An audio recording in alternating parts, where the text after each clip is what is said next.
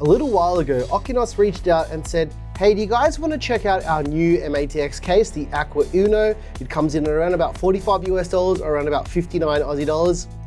We said, sure, we'd love the black and yellow one. And they sent all of the colors. So yeah, this is every color that the Aqua Uno comes in. Let's take a closer look at this fairly interesting, very small mATX case that honestly is supposed to be really cheap, and it's not trying to be small form factor, although it kind of is, but it's not. All right, here it is, friends. This is the Okinos Aqua Uno. This is a very small mATX case, and it comes in 5 different, let's call them flavors. In terms of the dimensions, the case is 315 mils deep, 210 millimeters wide, and 359 millimeters tall. So it is very small. To get inside the Aqua Uno, it's completely toolless. Put your finger in the top corner of the side TG panel, give a little bit of a pop, and then you can lift that panel up and then away from the case. To remove the rear panel, it's the same deal. Put your finger in the corner, there's a little knot. You can pop that panel and then you can lift it up and then away from the case. And to remove the front is more of the same. You want to pop the top corner away and you can lift that up and away from the case.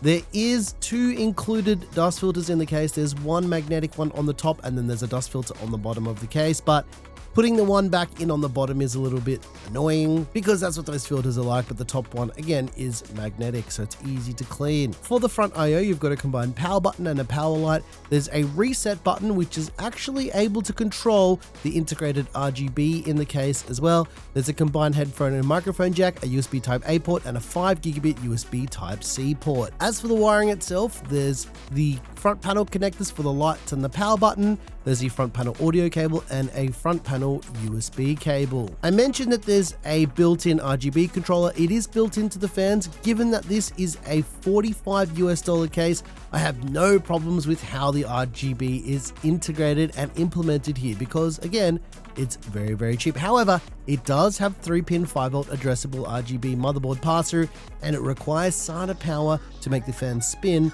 and also to control the controller. It's just one cable. As for fan and radiator support, on the rear there's a pre-installed 120mm fan. Nothing too fancy here. You can replace this with any other 120mm fan if you like.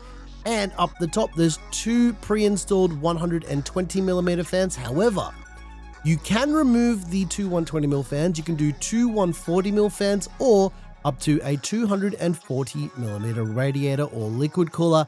As you can see here, I did the thing that everyone always asks me to do. Does it fit with the Arctic liquid freezer? And the answer is, it does. Given that this case is very small, I'm pretty impressed that this cooler fits in here with no problems whatsoever.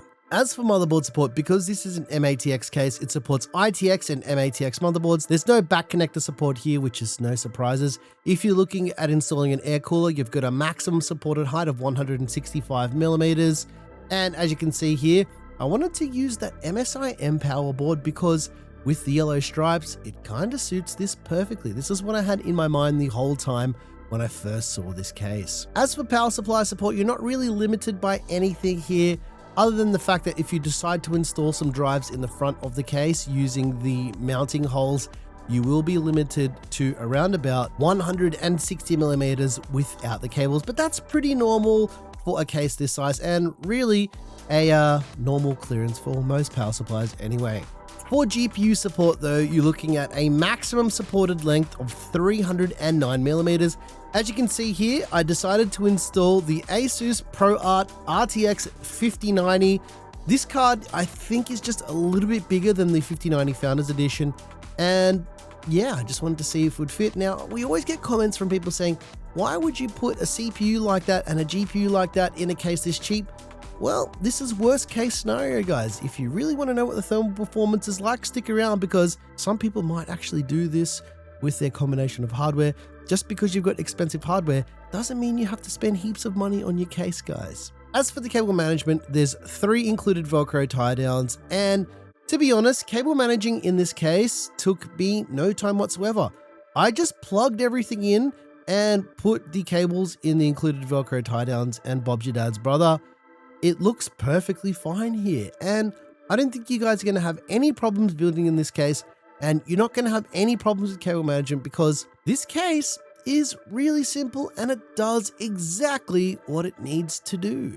All right, friends, let's pop the panels back on so we can take a bit of a look at what this looks like once it's powered on. Hey, can you hear that? It's been a while since I've heard this one.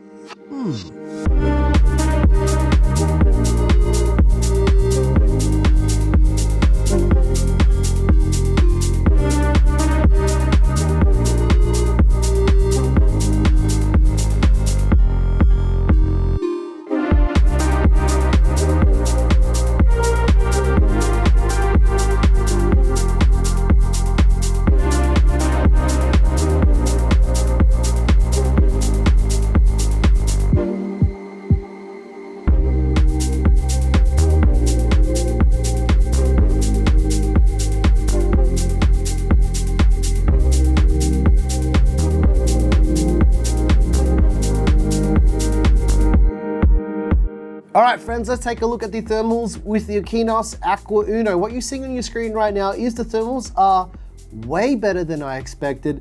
That may be to do with the fact that I used this Arctic cooler that you guys ask us about non-stop. I just had to see if it would fit because most of the cases you guys ask about with this cooler, it will fit. This one, I wasn't sure, so we had to do a little bit of a test, didn't we?